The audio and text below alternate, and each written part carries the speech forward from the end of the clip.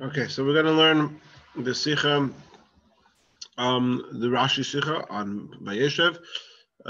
There's actually two Sichas on Vayeshev, which are both Rashi Sichas. There's also, so in this week's project Likute Sichos, as you can see here, there's actually three Sichas, 1, 2, 3. The third one is a Chanukah Sicha, and it gets into the intricacies of some of the halachic mechanisms of Hanukkah, and in Yom Hashem, I intend to learn that Sicha on Sunday morning as part of the breakfast halacha class. Okay, so this Sicha is unique in two ways, I believe.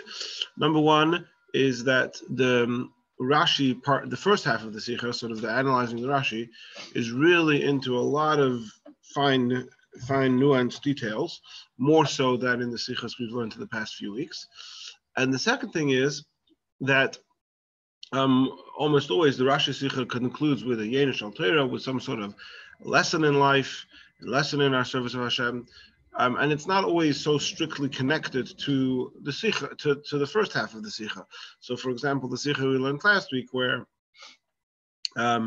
the Rashi Sicha was about why was it that Esau had to leave the land and not Yaakov, and then the lesson at the end was something from the fact that Esau left the land, but he didn't leave to be a foreigner in that land. He went to settle in that land and to become assimilated. You know, it wasn't sort of strictly connected. But here we see in this Sicha, in the first half of the Sicha, we get into a lot of details which are intricate. And then as we'll get to the end of the Sicha, we'll see how those intricate details, when you translate them into the lesson in Avodas Hashem, play a role. Okay, so let's dive right into this. The pasuk says, this is at the very beginning of this week's parsha, where Yosef is reporting to his brothers about the dream that he had. And the first dream is that they are collecting bundles in the field.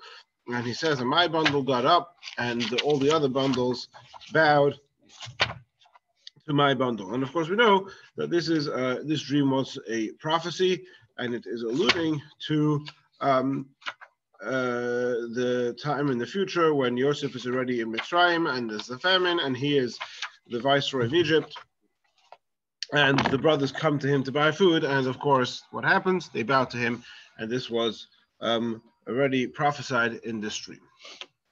So the words that we're going to be focusing are the first few words of this word. Behold, we were binding sheaves in the midst of the fields. Now, sheaves, for those who don't know, which includes myself until today, so sheaves means bundles of produce. You have stalks of produce, and you bind them together, and that makes it a bundle. So they were binding bundles, sheaves in the midst of the field. Now, if you look at those two words, binding bundles, the root of the word is the same, ma'almim, alumim, right? So alumim is the noun, the bundles, and ma'almim is the verb of that noun. We are bundling bundles. We are tying bundles. So Rashi quotes those words from the pasuk ma'almim alumim, and he makes what appears perhaps to be a very simple commentary. He says like this: Ketargumai. These words ma'almim alumim mean as the Targum. The Targum refers to the Aramaic translation of Unclus Hager. On the side of every Chumash there is the translation of Unclus, the Aramaic translation, and very often Rashi refers to Unclus to give you the translation of the word. So we have this premise that Rashi is teaching the 5-year-old child, the figurative, not a 5-year-old child. And if Rashi comes across a word which he thinks the 5-year-old may not know, so he points him in the direction of the translation book of Unclus. Ketargume, as the translation as Targum Unclus renders it, Ma'asrin Asorin. Now that word Ma'asrin Asorin is Aramaic for Ma'almim Alumim, and again, it's the same word. We have the noun and the verb. We are tying bundles, bundling bundles. Now, look at that word, Ma'asrin Asorin. What does that word remind you of? What Hebrew word do you know that's similar to the word Asorin?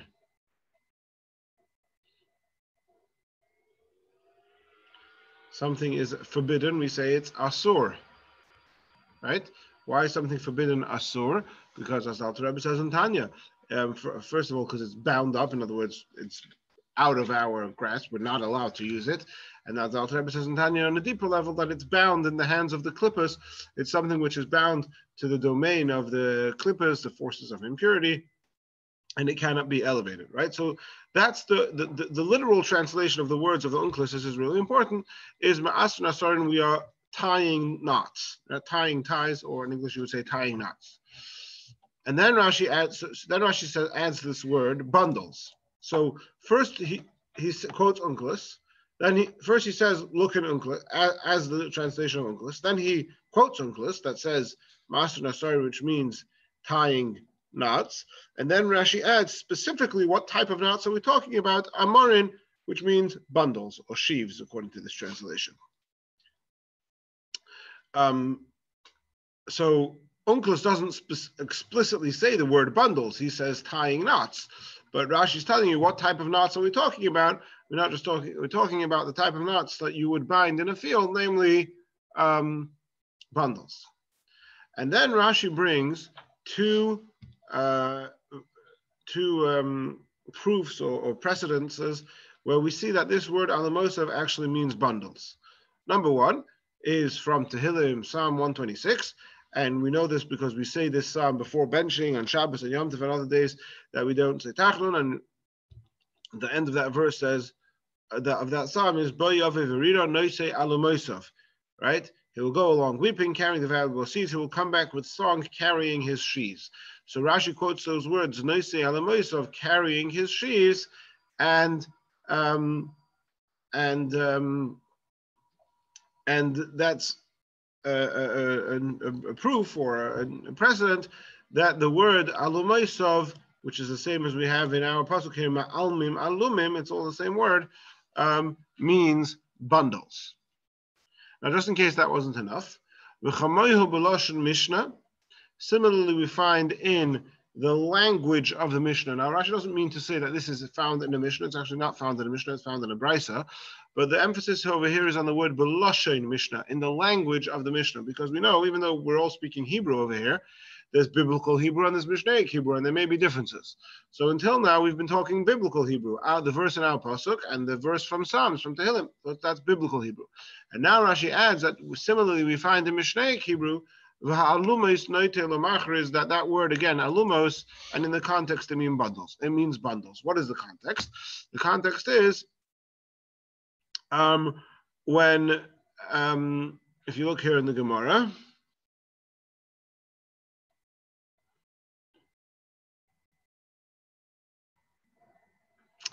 it's talking about the laws of Hashavas Aveda. When you find, there's a mitzvah in the Torah that if you find a lost object, you have to return it. So how do you go about returning it? So there's a whole procedure which is described at great length in the Mishnah and the Gemara above Mitzvah. But basically, if you found something that had a siman, that had some way that there was something about this thing that you found that would be identifiable by the owner, but not by other people, right? So then you would go and announce it, and there was a special time and place to do so around the holidays in Jerusalem, and you would stand on this special platform, and you would say, I found this and this item. And somebody would come and tell you, you found the shirt, I'll tell you exactly what size it is, what material it is. The owner of the item would give you intricate identifying criteria, whatever, of the object, and that way you would know that it belonged to him and you would return it. And so the Mishnah talks about, and the Brises and the Halachos of it talk about, gives examples of things where sometimes you might find something and there's no way anybody's going to know. You find a few coins scattered around the street. Nobody's going to be able to identify them, and therefore you don't need to bother taking them to Jerusalem and returning them. It's finders keepers. There's no way of the owner reliably proving his identity as the owner. There's no name on it. There's no siman mufak. There's no identifying siman, and so you could keep it. And the Bais over there says that ha'aluma is noitel machris, that if you find bundles, then you do have to return them. And in the context of the Brisa, right? As we see here, I'm pointing now to the Gemara. Rabbi explains according to his line of reasoning that the Braita is referring to bundles whose location is their distinguishing remark. Even though bundle seems to be a very generic item, so how is anybody going to be able to identify? How is the owner going to be able to identify the bundles? The answer is their location. A person could say, you found bundles. Bundles don't move around all that much, right? So you found bundles. I could tell if you found, I don't know, something which is small and blows around in the wind. So then the fact that you found it on the corner of whatever street doesn't mean that that's where it was lost. So they would not be identifiable. If you find a heavy thing, and it's likely that the person who lost it will be able to turn around and say, oh yes, I lost that, it fell out of my wagon. Okay, it's going to be along this path, and he'll be able to sort of identify where they were reliably. Then that's why you have to return them. Okay, so that's again the quote from the Brisa, from the Gemara, from Mishnaic Hebrew, and from Biblical Hebrew in Tehillim, where we see that this word alamosav means bundles, and that's the end of the Rashi. And basically, we've established that the item, the centerpiece of Yosef's dream was bundles. Okay. Now, the Rebbe asks a number of questions on this Rashi, and all of them are in keeping with what we call Klali Rashi. That means the commentaries and are very much fine-tuned by the Rebbe over the years, sort of solidified principles of Rashi. Rashi has his way of doing things, and if he deviates from that way of doing something, it warrants our examination of why he might have done so. And in this case, there are a number of questions, a total of 5 questions, actually, believe it or not, on this one-line Rashi.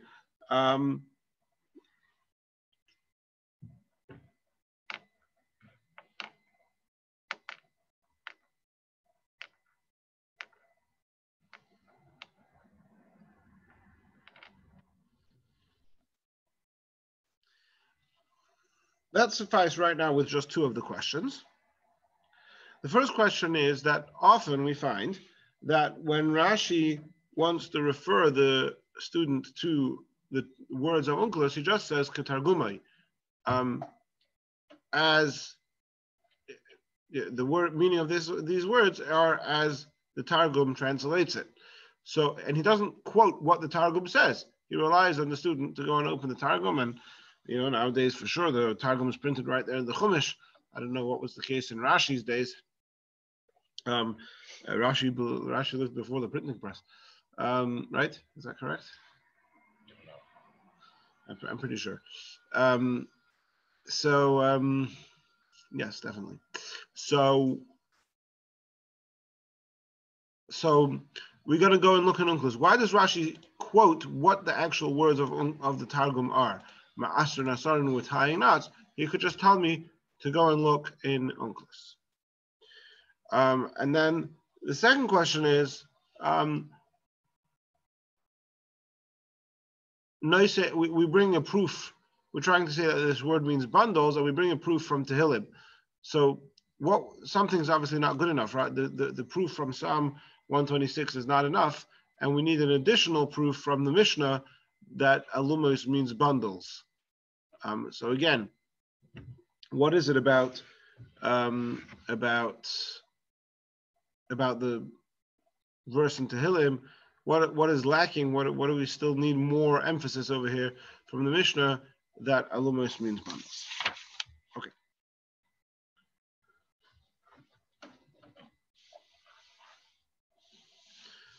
So the Rebbe explains as follows: the underlying question or issue that Onkelos is trying to address, that Rashi is trying to address, is that he wants the dream to match up to the prophecy that it's talking about. This is talking about prophesying that there will come a time of famine, and that the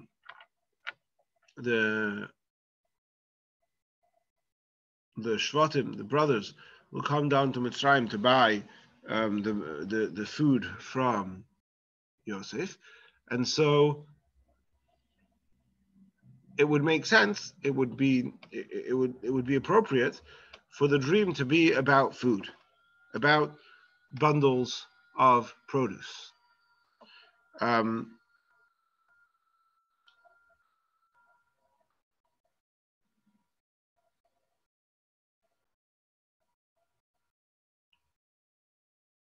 So Rashi's point over here is that he wants to tell me, he doesn't just want to tell me what Targum says, that it means tying knots.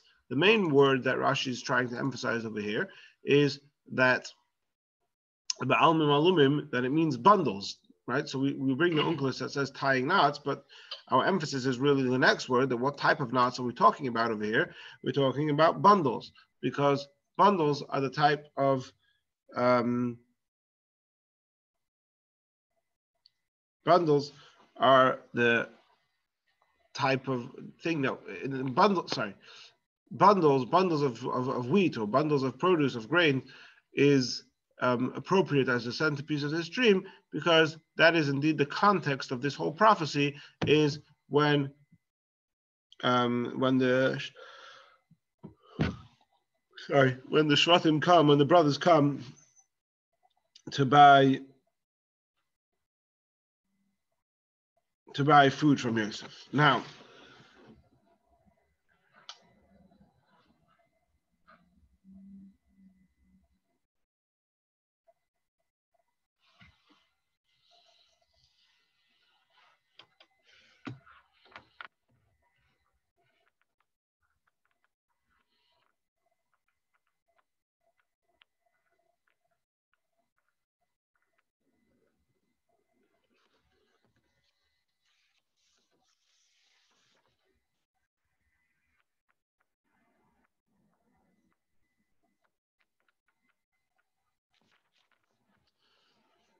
and so in trying to demonstrate that alumim over here means bundles, and Rashi being very precise and wanting to get all of the details exactly accurate over here, he tells us Ketargumai, like the Targum, like the Aramaic translation. But the truth is that famously we know that there's Targum Unclus, which is the translation of Unclus, which is printed today on the side of every Chumash. But there is also an additional Targum known as Targum Yerushalmi, and he translates the words of Ma'almin Malumim. He uses a different word. He says Mekarchin Krichon. Now, Mekarchin Krichon could lend itself, it could mean tying knots, but it could also lend itself to wrapping, like korech sandwich. It's called a korech sandwich because it's wrapped up. Yeah, we've discussed this before. Back in the day, the matzahs were soft, so you wrapped up the matzah with the maror and the pesach, etc. So there's two targumim. There's the targum of Unclus, which explicitly says tying knots, and there's the targum of the Yerushalmi targum, which says mekarchin krichan, which could lend itself to the understanding that it means wrapping things up. Now, if it were to mean wrapping things up, that couldn't mean bundles, because you don't get bundles of kernels by just rolling the kernels or the stalks around the field. You have to tie them up. If you just roll the stalks around the field, it's not going to become into a bundle. And so Rashi does not suffice with just quoting the word ketagume like the translation, but he actually quotes it because he doesn't want us to mistakenly go to the Targum Yerushalmi. He wants to make sure we have the Targum Unclus, which explicitly says tying knots. Why does he want us to be tying knots? Because he wants it to be bundles. Why does he want it to be bundles? Because that is, again, the appropriate centerpiece of Yosef's dream, because it's prophesying an event that has produce and bundles of produce at its center. Now, the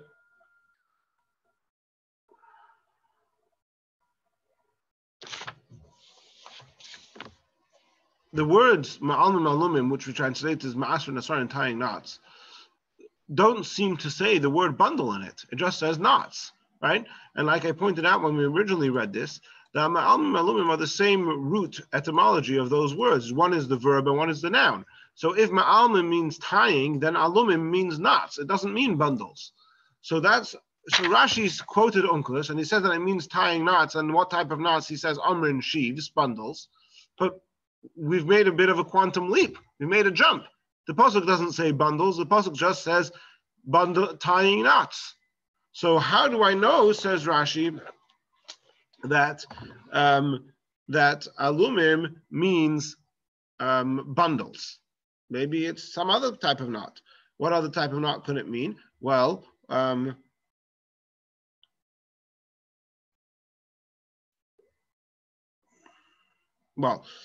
so first Rashi brings the pasuk from Tehillim, where in the pasuk from Tehillim says no say alamosav, and he doesn't just quote the word. This was one of the questions that the Rebbe asked at the beginning of the Sikha. Rashi is precise with every word. So if all he wants to bring is the proof from Tehillim, that word alamosav is only found once in Tehillim. So he could have just said, as we find the word alamosav in Tehillim means bundles. Why does he quote the word no say alamosav, carrying his bundles? Right? He will come back with song, carrying his bundles, carrying his sheaves, because if Ba'as and Asarin just meant tying knots, and knots could mean anything, tying a string of knots, then that would not fit into this description of carrying his sheaves. The context of this verse in Tehillim, where we have that word carrying in the field over there, it's obvious that it means bundles. That's what the person would be carrying. He was going to be carrying something to do with the stalks of food, of produce. He's going to be carrying the grain. And so by Rashi quoting this verse from Tehillim and saying Nosei Alamosav, he's demonstrated how this word, which has sort of a vague meaning of tying knots, is not just referring to any type of knots, but it's specifically referring to tying bundles. However, Rashi wants to get really, really specific over here. He wants us to know exactly what the word in the pasuk means, not just tying something to do with food. And maybe you could have argued, and this could have worked well with the verse from Tehillim, which that there could be sacks of produce. It could be sacks of produce, it could be sacks of flour. There could after, once you've already finished threshing the produce, there could be anywhere along the journey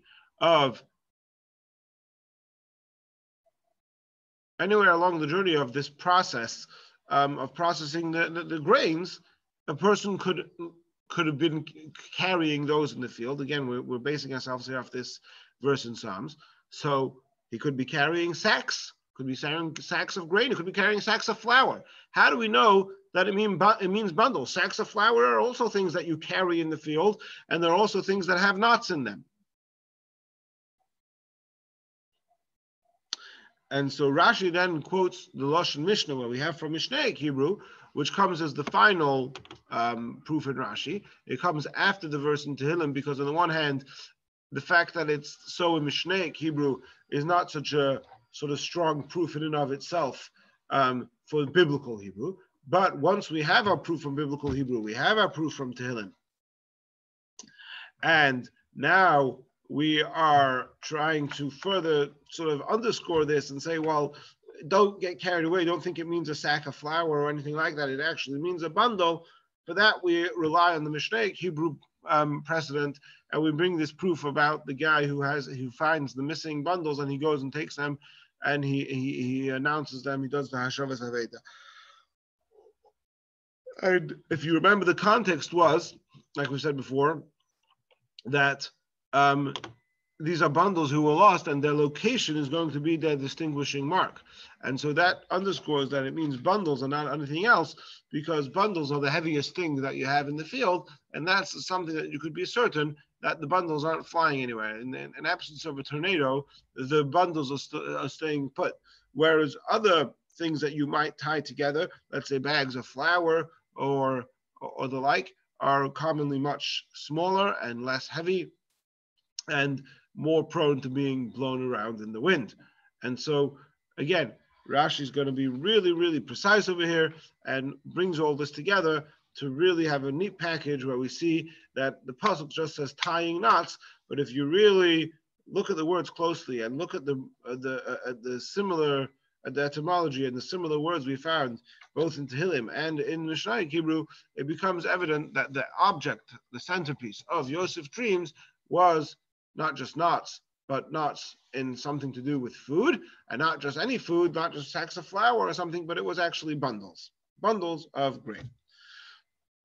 So that's the end of the sort of analytical part of the Sikha, and we've just sort of demonstrated the accuracy and the attention to detail, very fine attention to detail in Rashi. Any questions before we continue?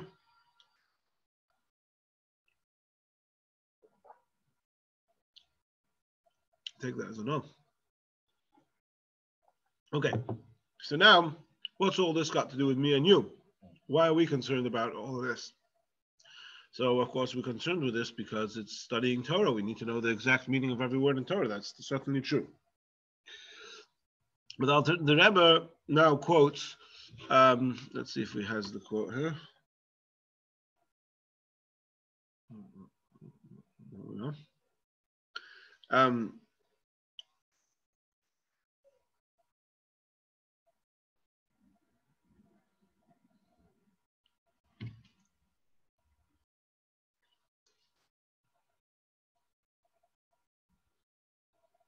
Let me find the English over here.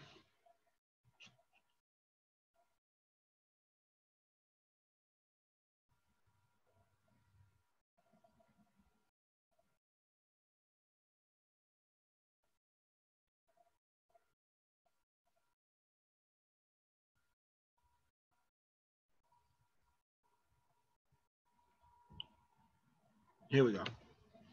Okay, so the Rabbi quotes here the wine of Torah. The wine of Torah, the idea of wine is that you have to work hard, and there's a special procedure which takes time and effort, and you're able to reveal that inside these sweet grapes, there's actually, you could develop something much more very special, which has the qualities of wine. So you dig deep into something, you dig deep into the grapes, and you reveal this potential of wine. So you dig deep into the Rashi, and you reveal this sort of new dimension, this depth of teaching, of meaning. So what's binding sheaves? What does all this mean in our Avodah? So first, let's read the words from Torah. It says like this: the spiritual Avodah, the spiritual service of binding sheaves, refers to disencumbering the sparks that fell and became separated when the vessels were shattered. Yosef and his brothers elevated these sparks, integrating them in the level of Malchus Atzilus. Through this process, the sparks unite with each other, becoming united, and they are subsumed in Hashem's unity. This is what is meant allegorically by binding sheaves, tying sheaves by collecting many grain stalks and joining them by tying them together as one bundle. Okay, what is all this about? So in Kabbalah and in Chassidus, there's this concept, which I'm sure many of you have heard of, and it's the idea called Birur HaNitzotzos.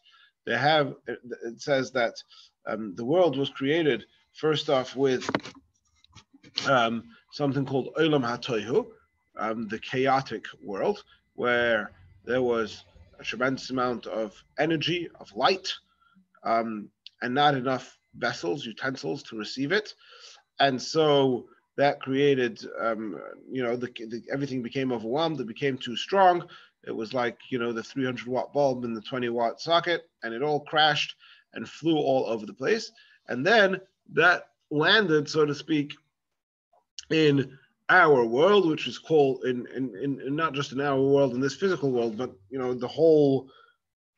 all the worlds that we talk about, the four worlds of Atzilus, Bria, Yetzirah, Asiya, those are all part of Olam HaTikun, the non-chaotic world, the orderly world, and we have these sparks from the original overwhelming of the Kalim that are all over the place, and our job is to go and collect all these sparks and elevate them. And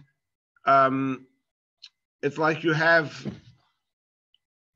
so everything that I've said so far is just sort of the words of Kabbalah and Chassidus, and it sounds very abstract, but I'm going to try and give just a few imageries to help make it meaningful, at least for the context of this Maimer and of this Sicha. One of the things the Alter Rebbe says in this Maimer is that it's like you have letters that comprise a word. So when the letters are combined and they create the word, then you see that word, you see all those letters as one unit, one healthy unit, and each letter in and of itself doesn't mean anything. They come together and they make a word. what happens here with all these sparks being shattered all over the place is that you have lots of energy, and you need to sort of put the puzzle to get back together to make it be cohesive, to make it make sense, to make it be meaningful. But right now, it's just all this energy all over the place with no with no function, with no purpose, and sort of being out of whack and useless. And bringing it all together, well, we know what together means. What does together mean? What is one?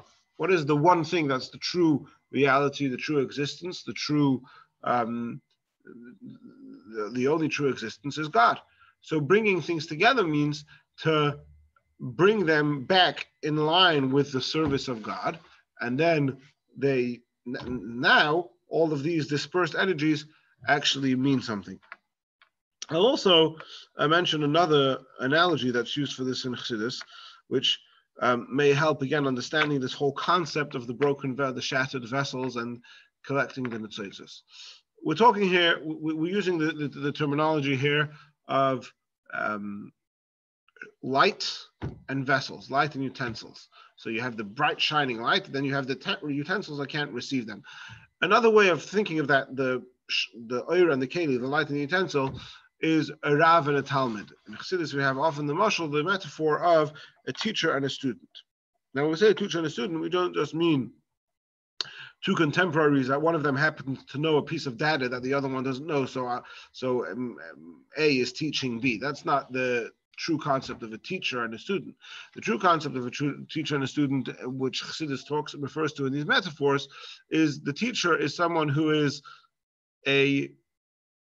intellectually way beyond sort of miles and leaps and bounds above, in other words, more sophisticated and more developed than the student, right? And then you have the student who's an amateur. So the teacher is the light. He has all this. He is the professor of whatever subject it is. He is an absolute genius, and he's studying subatomic, the most advanced intellectual pursuit. And then you have the novice, the student, who's just dipping his toes into the water over here. So it's really important if the teacher wants to. And that student, that's what we call the utensil, right? He's receiving the light.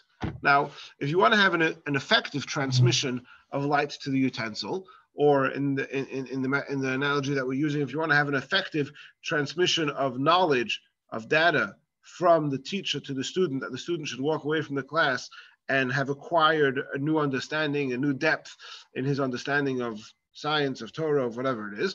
So they have to match each other. The teacher has to convey that which he is teaching in a way that is meaningful to the student. If he's and he has to, what we call in the Chassidus mitzamtzum, he has to contract himself. He has to think about, okay, I know all of this, but if I say all of that, I'm going to overwhelm him, right? So I need to take away the things that are not relevant. I have to really just stick to the core detail and simplify it and really sort of water it down and make it bite-sized, make it available to him. So when that process is done successfully and systematically, that's what we call tikkun. That is, there's few lights and many vessels. In other words, the light has been diminished and it matches what the utensil, what the student is able to contain. That's good. Now, what happens if you don't match it? In other words, you have the professor who's the biggest genius in the world sitting and talking on his level, and you have the students trying to listen to him. Now, what's going to happen is that in the moment, while they're in his presence, they're going to be so inspired and uplifted and in awe of this, the amazing, look at, they'll be able to tell, they'll be able to perceive that the things that the teacher is talking about are these amazingly sophisticated, complicated, smart, genius stuff. They're going to be able to perceive that. And they're going to be blown away by that experience. But then when they leave the classroom, they're going to have nothing. So they're going to come to their friend and say, you know what I just heard the professor say, and he may be able to repeat some of the words that the professor said, but it's going to be gibberish. It's not going to make sense. So that might be a effective mashal. So instead, the shviras hakelim and how you have all these things scattered around that don't make any sense.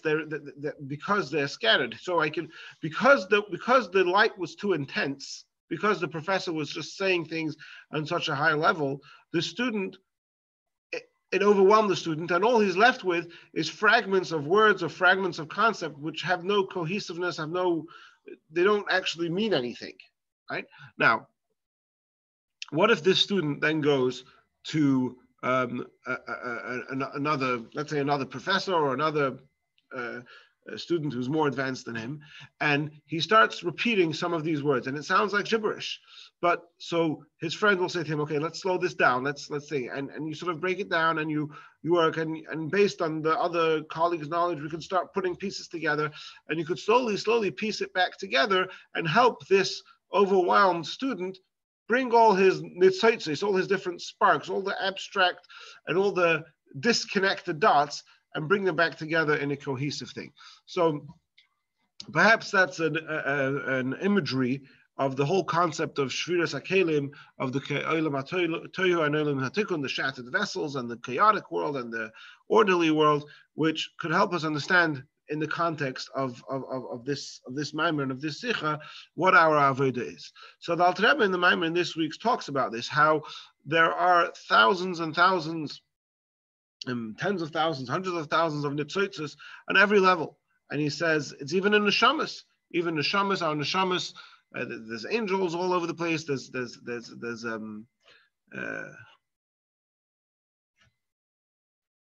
and neshamas, that means Jews, who are scattered around. What does it mean they are scattered? They are disconnected, right? And we know this, we see this. There are many, many Jews throughout the world who are scattered. They are disconnected.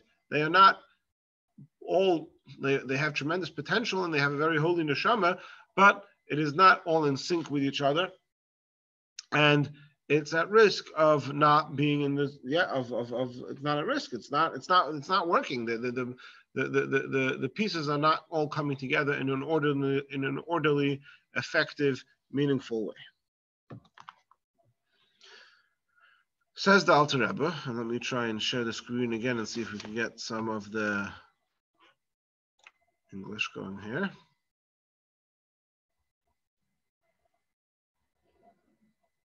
Let's read that paragraph. Now that with this introduction, let's read this paragraph again and see if it makes more sense than it does last time. The spiritual avodah of binding the sheaves refers to disencumbering the sparks that fell and became separated when the vessels were shattered. Yosef and his brothers elevated these sparks, integrating them in the level of Malchus Datzilus. Malchus Datzilus is, for the context of this discussion, it's part of the highest part of Olam HaTikun, in other words, where they come together in a meaningful service and relationship with Hashem. Through this process, the sparks unite with each other, becoming united, and they are subsumed in Hashem's unity. And that is what is meant allegorically by binding sheaves, tying sheaves by collecting many grain stalks and joining them by tying them together as one bundle.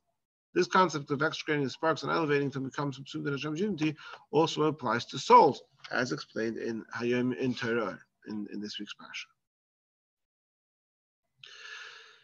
So what's the lesson of all this? So a few things. Let's read this together in the English, in the translation of the Sichos. Physical binding of sheaves is performed in a field, requiring special effort. A person must go out to the field where the grain stalks are scattered and work on binding them. This teaches us a practical lesson regarding extricating the sparks. In addition to a person's avodah collecting the sparks shattered nearby, elevating them until they unite in Hashem's unity by fulfilling Torah mitzvahs, he must also go outside of his habitat to the field, working there on binding sheaves, gathering sparks in the sparks scattered in the world. So, of course, we start off at home, and we have to make sure that I am personally learning Torah and keeping mitzvahs, which is the means by which we collect all these sparks. And then my family and my immediate surroundings. Are all my immediate surroundings actively being aware of Hashem? Are all the sparks, are all the opportunities for connection to Hashem that are in my immediate surroundings being channeled in their proper way, right? But then that's not good enough. Then you have to go out to the field. B'soich hasada, as the pasuk says, we're in the field, so we have to go out into the field to collect the bundles. And this is the avodah required when dealing with others. So we have to go out. A person must leave his own 4 cubits, which means basically leave your own comfort zone, to reach those that are currently outside. He must help them turn their lives around and bring them closer to serving Hashem, to His Torah, and to the luminary within Torah, that is the innermost parts of Torah, the tree of life, right? So specifically, part of the emphasis is to help when we go out there into the field and we find Jews whose sparks need some organizing. The way to do it is, of course, in general, by teaching them Torah and fulfillment of mitzvahs, and specifically with teaching them chassidus, the inner dimensions of the Torah.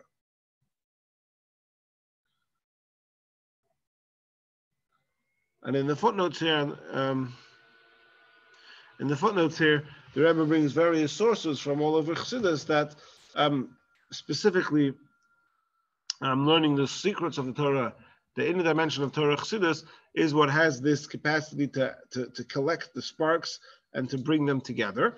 And also, how this is connected to teshuvah, because what does teshuvah mean? Teshuvah means to return, right? What are we returning? We are returning all these sparks back to their cohesive state where they are meaningful and useful.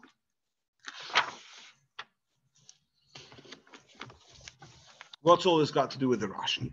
Now, when Rashi comments on binding sheaves, he says, as the Targum says, tying bundles, Rashi teaches us that the avodah of refining and elevating the sparks must be done in the same manner as tying bundles, elevating them to the point where they become bound to their source, not merely combined. Remember, Rashi says he quotes the Targum because he doesn't want us to confuse it with the other Targum, which says kricha, which means wrapping them or just rolling them. It's not good enough that the sparks roll together and they become associated with God, with Torah in some way. Association is not good enough. Rolling them around in the field so that they all come together temporarily, that's not going to do the trick. They must be tied. We're tying bundles. And Rashi emphasizes this because in Avodas Hashem, that's very important that we are not just making people connected. Oh yeah, happy Hanukkah, and I have a dreidel, so I feel connected. That's a very good thing, and it's very good. And you give them a donut. It's a very good first step, but that is not tying bundles. They have to become bound to their source, not merely become bound, but rather with a permanent knot. There has to be meaning. Our activities with our fellows should be for the sake of him becoming connected. He should be devoted so strongly to serving Hashem to the extent that the spirit of folly, the spirit of delusion that we speak about in Tanya, 32. And all the winds blowing in the world, which is a metaphor for the fads and fashions of this material world, are unable to disengage him, God forbid, from the path of Torah. So we have to make sure that our connection with that, when we go out there to the field, and we help people become connected, that we don't just help them become associated, we help them become tightly and permanently connected. And then Rashi remarks again, we're not just talking here about a bag of produce, which may be a bag of flour even, but we're actually talking about bundles. Why is that so important? So again, on the Nigla, on the Pshat level, it wasn't really important sort of for any reason other than getting precise translation of the words. But then when we look at it from the perspective of our Aveda, it becomes a significant detail. Rashi advises us how to achieve this by tying bundles of sheaves. In order to ensure that the sheaves that are bound are permanent, they must be bundles of grain stalks, amrin, which, when planted, can bear fruit and themselves can bear fruit. That is, we must invest the effort to influence another person in the manner of tefeach hamnaslat tefeach, that it's so wet that it's able to make something else wet, that he himself will influence those near him, bringing them closer to Avodah. When this is achieved, we are guaranteed that our Avodah will have a lasting effect, right? Similarly, influencing others in Avodah will be more effective if it is done in a manner that inspires the recipient of our influence to influence others, right? So it's not good enough to to teach other people in a way that they become a bag of flour, but they need to be stalks. They need to be able to then go and further reproduce and teach others. When you have influenced somebody else to the extent that not only is he connected to Torah, but he is going out there and influencing somebody else, then you're making a real difference. And that's why Rashi, we emphasize over here, we're not just talking here about bags of flour, but we need much more than flour. We need stalks of grain that have the infinite capacity to further procreate and further reproduce and reproduce and reproduce. And like the Rebbe taught us so many times, that everybody, as soon as you know something, Bob, we were talking about this, as soon as you know something, you can teach it with somebody else, you can share it with somebody else, and you can influence them to share it further and to share it further and to share it further. And every one of us is charged with that mission of taking the torch, of taking the fire, taking the light of Torah, and specifically, as we're talking here, of Chassidus, of Pnimis HaTorah, and sharing it with everybody we know, not just to share it with them, but to share it in a way that it becomes so meaningful and embedded within them, that they then go and carry that torch further. And then the Torah continues that your sheaves encircle and bow to my sheaf. In other words, all the bundles are bowing to Yosef, because in working with another person, the ultimate achievement is to bring them to Yosef, he who rules over Egypt, the leader of the generation, inducing the person to bow and submit to the leader. Right? In other words, that the ultimate is that we have the Nasi Hadar, we have the Rebbe and the Rabbi who teach us how to truly serve Hashem, how to truly learn Chassidus, how to truly be bottled, to truly be in line and in tune, and to have all of our own personal nitzotzis, scattered sparks, come together in unison, in cohesiveness and effectiveness, etc. We need to bring other people to Yosef as well. Yosef, so even though, and he brings here in the footnotes, how even though all of the Shvatim, all of the brothers were preoccupied with this mission of collecting bundles, but it brings in Chassidus in a number of places, that it's specifically Yosef who has sort of the capacity, who, by virtue of the fact that Yosef can be out there in the world and completely unaffected by it and completely retain his absolute pristine condition, even though he is the viceroy of Egypt. And it's only that is the characteristic of the Nasi Ador, the leader of the generation, who remains the pristine, his pristine in neshama remains in that status, even as he is down here in the world and showing an example. So the ultimate is when we are able to bring all the sheaves to Yosef.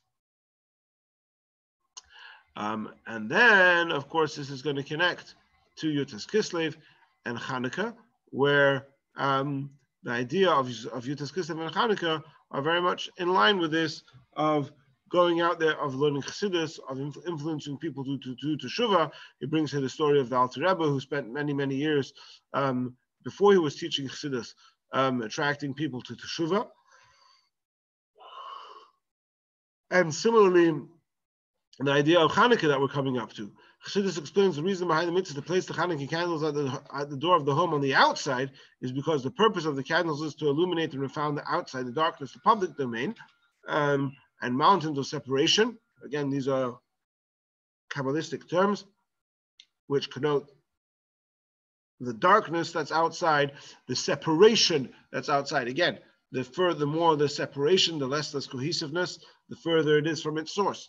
And extricating the sparks from the three deepest levels of impurity, which called Shalish Klips Atmeis, which is the avodah of Tshuva.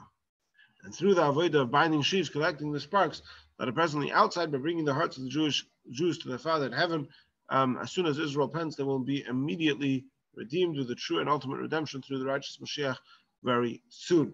Okay, so just again to summarize, the Rashi quotes from Onkelos, and he's very precise in giving the actual copying and pasting the words of Onkelos, and bringing proof from Tehillim and from the Mishnah that we are talking here about grain and about produce and about bundles of produce, not just bags of flour.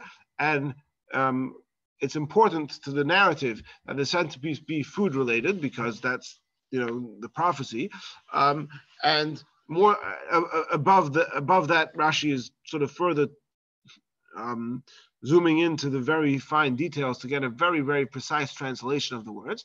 And then when we then carry that into the Chassidus side and the lesson we take away from it, those very details that Rashi is emphasizing become relevant. Namely, that collecting the stalks into bundles is descriptive of our entire avodah in this world. Everything that we do in this world in service of Hashem is metaphorically, in the Kabbalistic language, referred to collecting the sparks or collecting those individual stalks and putting them into a bundle. And there are a number of lessons over here. Number one, we have to tie knots. It's not good enough to just roll them around like the other Targum says. It has to be like unglis. It has to be tied knots. It has to be a firm connection. And number two, it has to be bundles, not just bags of flour or any other processed grains, but it has to be bundles of raw grain which have the capacity to infinitely reproduce. Have to go, and number three is not just in our locale, in our comfort zone, but it's out there in the field. And every one of us is charged with this mission to go out there in the field, to go out of our comfort zone and reach out to those Yidden who are still dispersed, who their stalks are still spread out all across the field, help them gather up those stalks into a bundle, which then has the capacity to further reproduce and influence them to Shuvah and to study of even the inner dimensions of the Torah. Okay, we'll pause here and thank you all for joining. And I will also post in the chat the link to Rabbi Epstein's Zoom as we usually do, although today is Tuesday, so he's probably in that class, the other class, so you might want to wait until 9 o'clock before you click on the link, but I will post it now in the chat so that it's there, and I will leave it there. There we go. So you can, at 9 o'clock, click on that link to join Rabbi Epstein's Torah in 10, if you would like to do so.